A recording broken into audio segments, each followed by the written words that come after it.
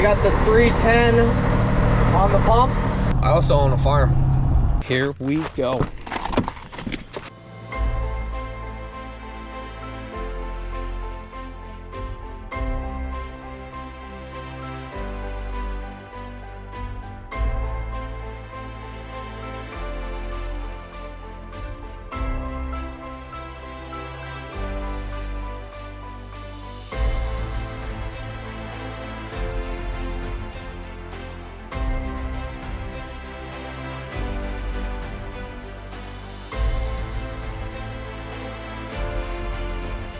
You're now watching the 2024 season of Farming with Duffy Ag.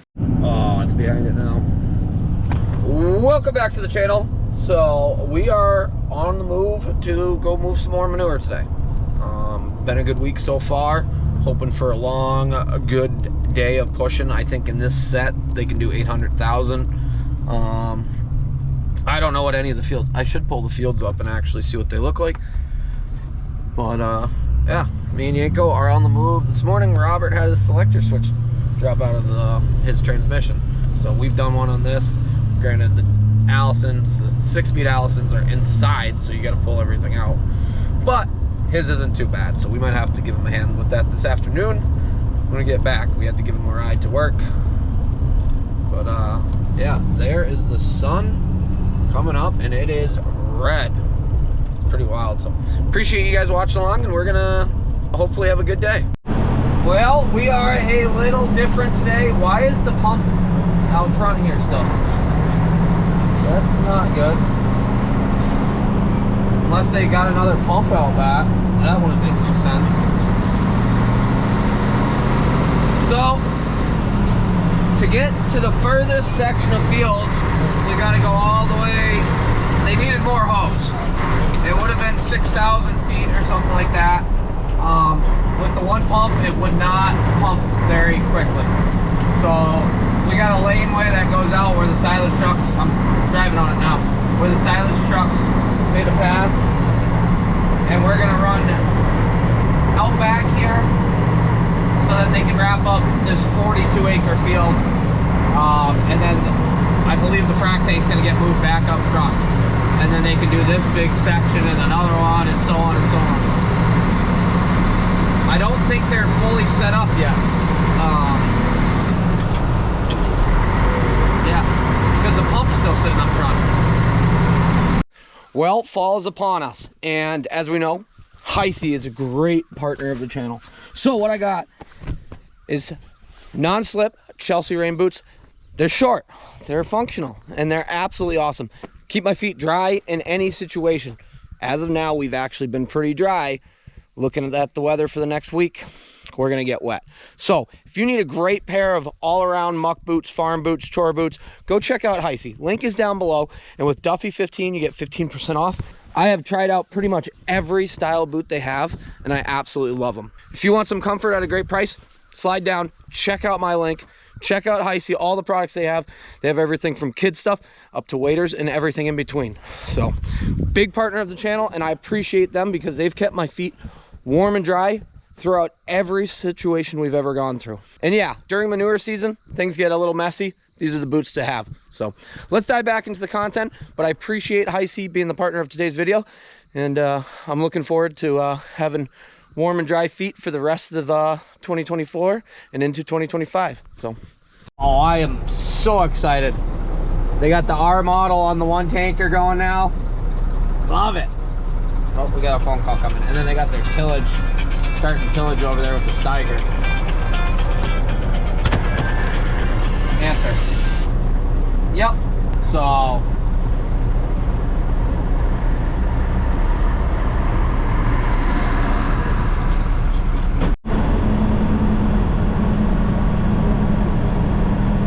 Sharp Kenworth.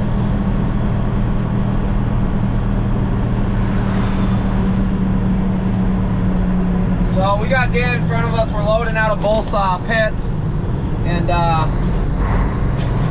they got 3 trucks on now from the farm, which is awesome because when everything's moving and trucks are really flowing, it keeps the world going very nicely. What's going on here? 3 sticks, 1 box? Yeah. that was our last load. Nobody told me, but all the trucks are parked. Huh. Okay. Interesting. Alrighty, another smooth day. How you doing? I didn't even hear you pull in. We're gonna mess around out back. We got a celebrity here. Welcome back to the channel. Previously we moved manure. Today we're gonna move manure again.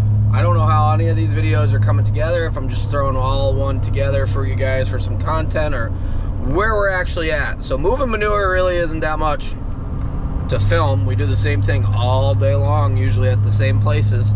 And but it is a gorgeous morning here. It's Friday. Yesterday we kicked calves around when we got home. We picked up some fence. There is the sun coming up. And yeah. Then Eric, who is a buyer for Brookside Equipment, so if you know who Brookside is, you'll know who Eric is, in Massachusetts. He's out here because I didn't realize that Carver, well, I did know that Heidenberg bought Carver, and there's stories going on about when it actually got bought, stuff like that. But auction is today as far as some of their equipment. And if you don't know Carver, if you're not local to this area, Carver is built an empire. And then Heidenberg is German-owned, Texas-based in the States, quarry owners, pretty much, aggregate owners. So, yeah, and they're buying everybody. So, Carver is huge, absolutely huge. Oh, here's a Carver truck right now. Yep. I probably see 20 to 30 of them every day. At least there's another one right behind them. So they move a lot of product. They got big storages, they got the port. I don't think the port sold. Somebody correct me if I'm wrong, but I think their port site is still under Carver. And then they got all their construction sites. So there's a lot of equipment that Carver owns. When the train derailed last year and the oil cars were all flipped over, they were all at Carver's yard. So, but yeah, I don't know. So Eric was out here, so he helped me pick some fence up and mess around, and then we made dinner. So made dinner for Isaiah and all the guys.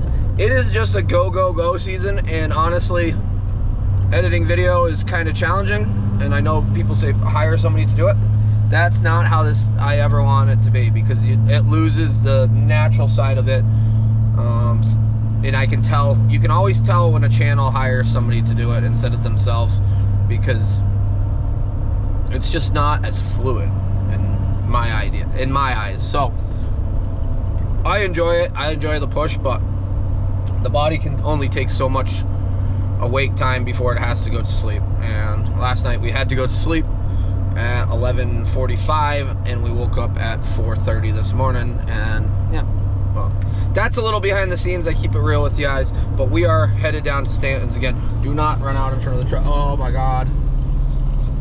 Oh my god. Please. Yeah, we're gonna move some more manure. Well, we are not off to a good start for anybody. So they had to switch the pump tractor out this morning, the 285 there. It PTO no spin. And so that makes it very interesting. So we got it pulled off the pump. They put a 310 on it. A new 310. New, pretty new. So we were an hour and 10 minutes before we got our first load out compared to when we were planning. And AJ just had a belt just ripped apart on the feeder belt. And so he's gonna run and get a belt for that. As I say, it's a good day to have a good day, and then everything falls apart. So I give credit to AJ. He's always got a good attitude no matter what's happening. Freaking trucks. If we all bought new trucks, nothing would break, right? If everything was new, nothing would break, right? New stuff breaks too, but knock on wood, I got to call Global this morning. I didn't hear back from them yesterday. They said they were going to ship me the gasket. knock on wood, the Mac's doing its thing. We got a little bit of a leak. Nothing. If I park it, you can't tell it's leaking. So at the end of the day, it doesn't have a drip underneath it, and I can just smell it. Every now and then, not all the time. Like right now, it doesn't smell like anything. When I start pulling the hills, you smell a little bit. As far as the coolant. Hopefully, oh, school bus. Oh, it's going the other way. Hopefully,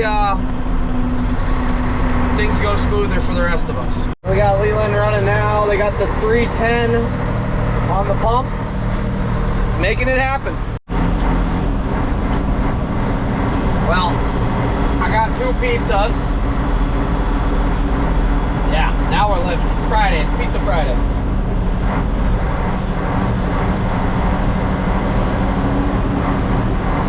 Nice. I texted Mikey. I said, I just got pizza.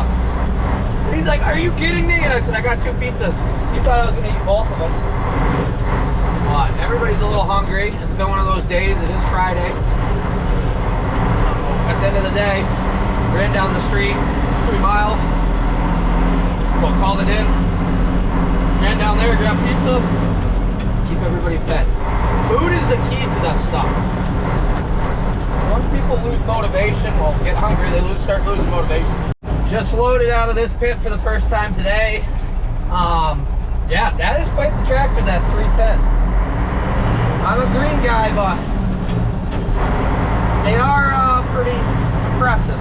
So when I was pulling in here, they have a tanker, and I don't believe it's actually one of the farms. It's not one of the farm's tankers because it's not a direct load tanker. No, it's not. So there's a tanker here sitting from the milk co-op that is draining milk into the manure pit. And that is the only, well, manure pits are pretty much the only place to dump milk. They get used for that when something goes wrong. So let me give you guys a rundown for the non-dairy people, because the world, I don't know. Co-ops and milk companies have used marketing in bad ways to give milk a bad rep on certain degrees against each other, such as hormones in the milk. So back years ago, it was, oh, it's hormone-free milk. Well, yeah, nobody's using hormones in the milk. There's no drugs in the milk. I can guarantee that. So there's 2 reasons why milk, well, 3 reasons I guess why milk goes in a manure pit. Gets dumped. 1, co-op doesn't have a home for that milk at that point. Such as COVID, a lot of milk got dumped in manure pits. 2, there's an accident. Milk was warm, something happened. I guess they're both accidents. So something happened as far as keeping it cool. Milk has to be kept cool, otherwise it grows bacteria very quickly. 3, somebody put a treated cow into the tank.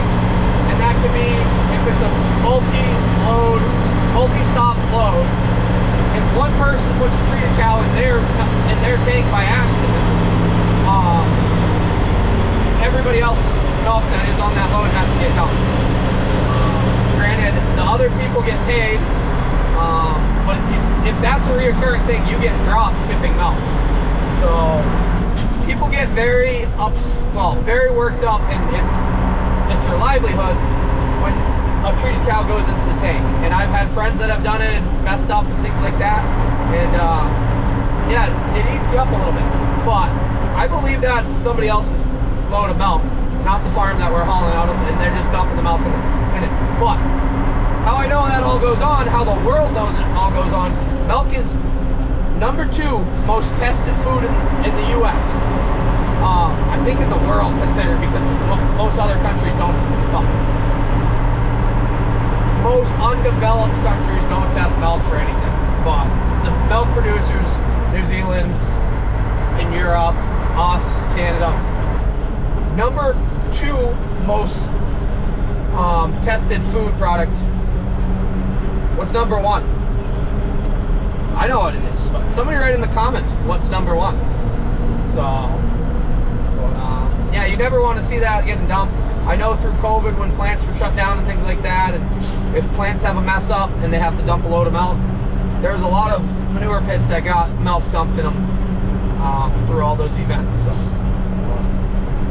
yeah, somebody's livelihood, you worked hard on it, and to watch it go down the drain, it's always challenging. Even if it's not your own, it's pain. Usually, back when I worked for De La Valve, it was things got warm, somebody forgot to turn the cooler on, and then you had to dump milk. So when I did robots, all that was automated.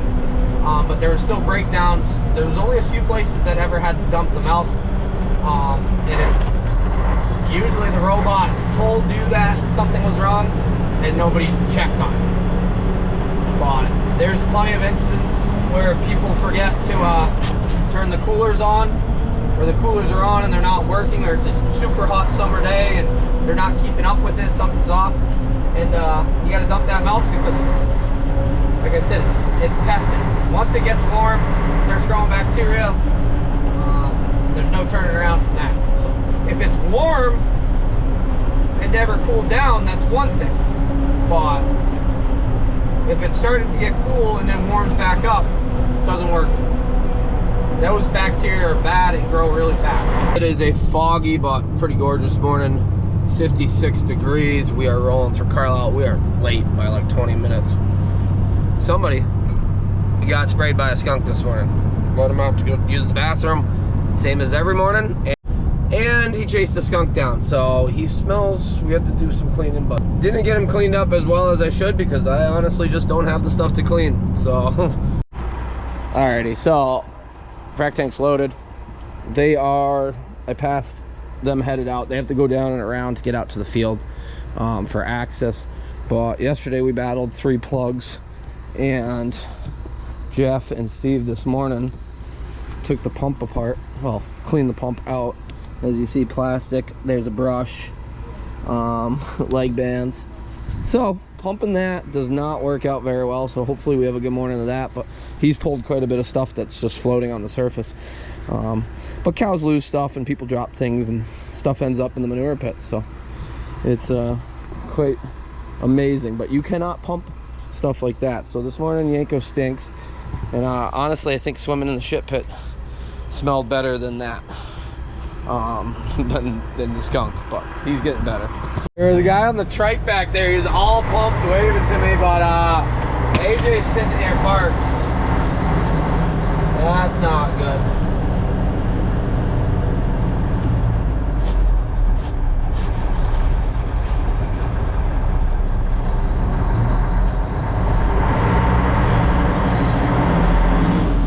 Honestly, it's been a pretty good work week as far as trucking for us. Truck stayed busy. We got some slight issues, nothing too crazy. You'll have to stay tuned for next week. We have some stuff failed. So, yeah, put pretty much a week of trucking into 2 videos because of the timing and just the content that goes with it. Driving around and around in a circle doing the same thing.